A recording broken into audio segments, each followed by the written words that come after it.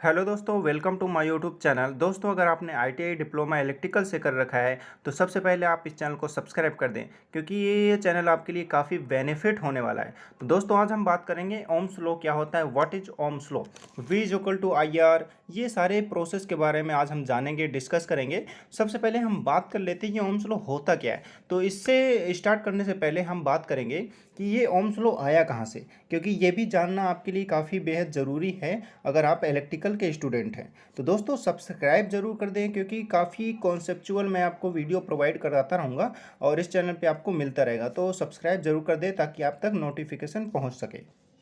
दोस्तों, सबसे पहले हम बात करेंगे कि ये जो आपको स्क्रीन पे ये फ़ोटो दिख रही है, तो ये किसकी फ़ोटो है। तो सबसे पहले बात हम करेंगे, ये जॉर्ज साइमन यानी जीएस ओम इसको इनको बोलते हैं। इनका नाम जीएस ओम यानी जर्मन की ये साइंटिस्ट थे और इनका नाम था जॉर्ज साइमन ओम।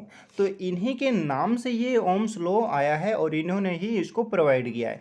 तो इन्होंने क्या है, एक रिलेशन इन्होंने प्रोवाइड किया था, किसके किसके बीच रिलेशन किया था वो सारी वीडियो हम जानेंगे। तो सबसे पहले हम बात कर लेते हैं कि ये जर्मन के जो वैज्ञानिक हैं, साइंटिस्ट हैं, इन्होंने क्या है, इनका नाम था जीएस ओम ओम। तो इन्होंने क्या किया था, 1826 ईस्वी में डीसी सर्किट में इलेक्ट्रिकल करंट, वोल्टेज तथा रजिस्टेंस के संबंध में एक नियम प्रतिपादित किया था, यानी नियम स्थापित किया था, जो ओम का नियम कहलाता है। तो इन्होंने क्या किया था, करंट हो गया, वोल्टेज हो गया और हमारा रजिस्टेंस हो गया, इन तीनों के बीच एक क्या है, रिलेशन इन्होंने दिया था, जो कि हमारा क्या है, ये ओम्स लॉ कहलाता है। तो दोस्तों, अब आपको इंटरव्यू में कई बार क्वेश्चन किया जाएगा कि ओम्स लॉ होता क्या है, what is the definition of Ohm's law. तो वो आपको क्या वहाँ पे आपको बताना है, क्योंकि मेन आप ये नहीं बता सकते हैं, क्योंकि मैंने आपको ओम्स लॉ की यानी जर्मन साइमन ओम के बारे में बताया है डिटेल वीडियो। तो दोस्तों, आपको वहाँ पे क्या बताना है, काफ़ी अच्छा एक्सप्रेशन जमाने के लिए, तो आपको सिंपल इसकी डेफिनेशन आपको बतानी है। दोस्तों, आपको वहाँ पे डेफिनेशन जो बोलनी है इंटरव्यूअर के सामने, तो सबसे पहले आपको बताना है कि इस नियम के अनुसार नियत तापमान तथा नियत भौतिक परिस्थितियों में किसी बंद यानी किसी बंद वैद्युत डीसी परिपथ में किसी प्रतिरोधक के सिरों पर उत्पन्न होने वाला विभवांतर उस प्रतिरोधक में से प्रवाहित होने वाली विद्युत धारा के अनुक्रमानुपाती होता है। तो ये आपको डायरेक्टली वहाँ पे बोलना है और इसके बाद आपका काफ़ी अच्छा एक्सप्रेशन जमने वाला है। तो दोस्तों, इसमें हम एक एग्जांपल ले लेते हैं ओम्स लॉ समझने के लिए, क्योंकि वो बहुत ही कॉन्सेप्चुअल है और बहुत ही अच्छे से आपको अंडरस्टैंडिंग हो जाएगी। तो वो जानना आपके लिए बेहद ज़रूरी है कि ओम्स लॉ कहाँ पर लागू होता है। दोस्तों, आपको एक और भी बेसिक जानकारी वहाँ पे देने वाला हूँ और वो एंड में मैं दूंगा। तो सबसे पहले हम एग्जांपल ले लेते हैं, क्योंकि एग्जांपल जब तक आप नहीं लेंगे तब तक आप तक ओम्स लॉ का समझना बेहद मुश्किल हो जाएगा। तो सबसे पहले हम एग्जांपल से रिलेट करते हैं।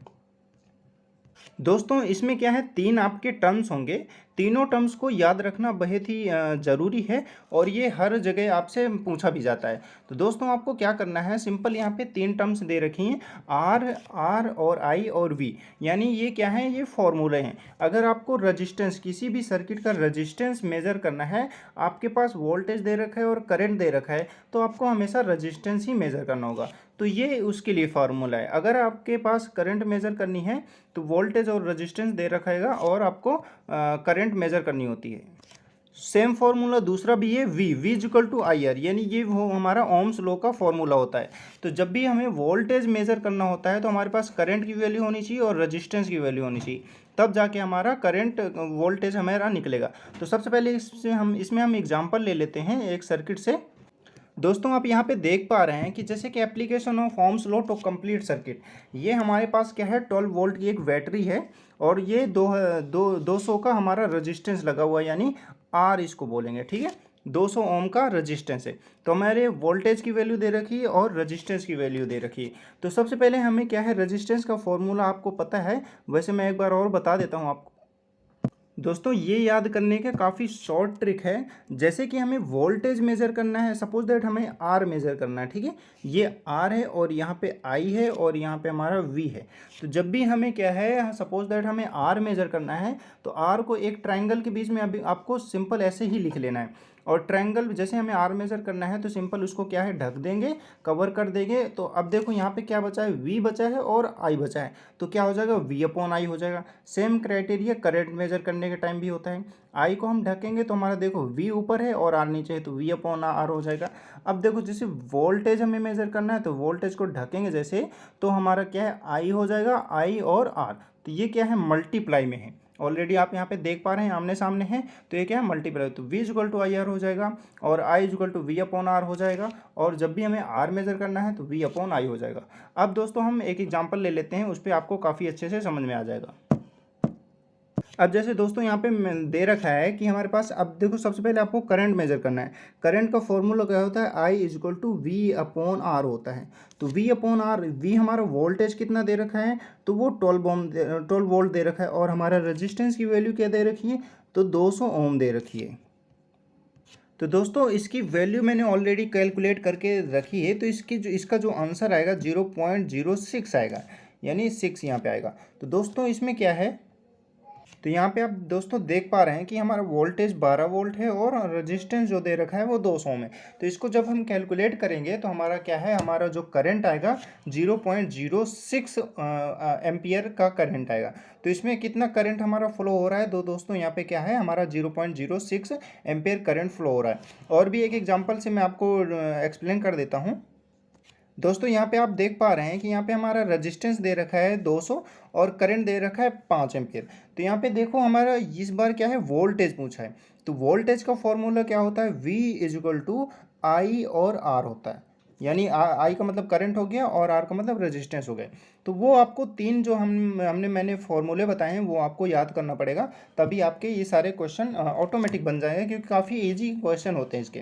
तो जब भी वोल्टेज हमें फाइंड आउट करना होता है, तो वोल्टेज देखो यहाँ पे फाइंड आउट करने के लिए बोला है, और करंट दे रखा है और वो हमारा पास रेजिस्टेंस दे रखा है। तो करंट की वैल्यू क्या है, 5 एम्पियर है और रेजिस्टेंस की वैल्यू क्या है, 200 एम्पियर। तो इसको अगर हम सॉल्व करेंगे तो हमारा क्या आ जाएगा, 1000 वोल्ट हमारा वोल्टेज आ जाएगा। इस सर्किट में कितना वोल्टेज फ्लो हो रहा है, तो 1000 वोल्टेज, क्योंकि इसका मल्टीप्लाई करेंगे तो हमारा 1000 वोल्ट आएगा। तो आई होप कि ये आपको कॉन्सेप्ट क्लियर हो चुका होगा दोस्तों। तो सब्सक्राइब जरूर कर दें, क्योंकि काफ़ी अच्छे मैं क्वेश्चन लेके आता रहता हूँ। और सबसे इंपॉर्टेंट बात यह है कि एक बार इंटरव्यू में क्वेश्चन भी किया गया था, और ये कई बार लोग भी नहीं बता पा रहे हैं, जो भी स्टूडेंट जाते हैं, फ्रेशर जाते हैं या एक्सपीरियंस जाते हैं, कन्फ्यूजन में रहते हैं। तो ये भी मैं आपको एक्सप्लेन कर दूंगा। दोस्तों एक एग्जांपल और ले लेते हैं। सपोज दैट हमारे पास ये सेल हैं, सेल क्या है, सीरीज में जुड़े हुए हैं।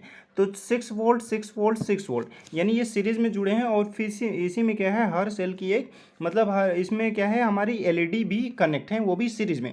आप देख पा रहे हैं इसमें सीरीज में ही कनेक्शन हुआ है इसमें सारा में।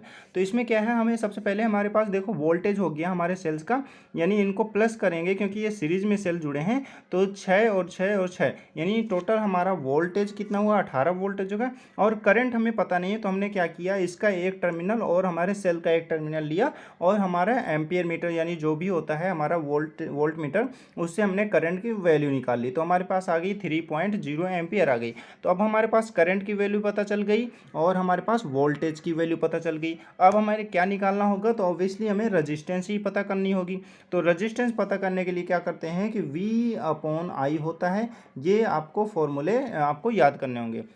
अब बस इसी वैल्यू रख लिए। वोल्टेज कितना है हमारा 18 है और आई हमारा क्या है 3 है। तो बस इसको अब सॉल्व करेंगे तो 3 पॉइंट कुछ आएगा। तो दोस्तों ये आपको काफ़ी मतलब एक्सप्लेन जो भी आपके इलेक्ट्रिकल सर्किट है उसमें काफ़ी हेल्प करता है। अब दोस्तों हम बात करेंगे कि इसमें क्या क्या और भी सिस्टम होते हैं हमारे जो ओम्स लॉ होते हैं, और वो हम एसी में मतलब एसी में भी मेजर कर सकते हैं, डीसी में क्या इसका यूज जो है एसी में भी होता है डीसी में होता है। क्योंकि हमारा जो डेफिनेशन है वो केवल हमारे डीसी के बारे में ही बताया गया है कि only for close DC circuit. तो अब बात कर लेते हैं कि मैं आपको बताने वाला था यही था कि इंटरव्यू में क्वेश्चन किया गया था कि जो हमारा ओम्स लॉ है वो एसी में भी एप्लीकेबल होता है या डीसी में भी एप्लीकेबल होता है।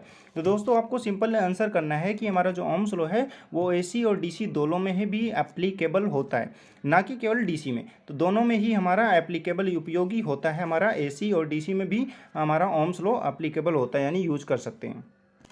दोस्तों मैं जानता हूं कि ये वीडियो काफ़ी बड़ी हो गई है, लॉन्ग हो गई है, बट आई होप कि ये वीडियो आपके लिए हेल्पफुल रही हो और एक्सप्लेन करने में कोई प्रॉब्लम नहीं आई, तो और ये आपको अंडरस्टैंडिंग भी काफ़ी अच्छी देगी।